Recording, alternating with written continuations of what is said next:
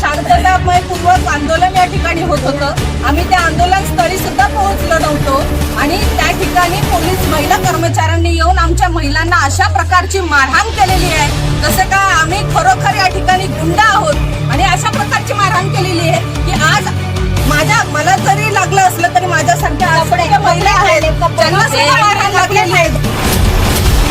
वंचित बहुजन आघाडीच्या माध्यमातून रुपाली चाकणकर यांना पदमुक्त करा ही एवढीशी मागणी घेऊन आम्ही आज सुनील तटकरे यांच्या कार्यालयात गेलो होतो। किमान सुनील तटकरे यांनी त्यांची जबाबदारी समजून त्या महिलेला तिथून पदमुक्त केलं पाहिजे। रेजिग्नेशन वगैरे विषय संपला, आता त्यांना त्या पदावरून खालीच खेचावं लागणार आहे। ही मागणी घेऊन शांतपणे आमच्या महिला तिथे जात होता। जायच्या आधीच, पोहोचायच्या आधीच पोलिसांनी धरपकड केली आणि ज्या पद्धतीने महिला पोलिसांनाच पुढे करून आम्हाला मारहाण केली, आमचे कपडे फाडले गेले, आमच्या अध्यक्ष स्नेहलताई त्यांना मारहाण केली गेली आणि त्यांच्या हातातून कंटिन्युअसली रक्त जात आहे।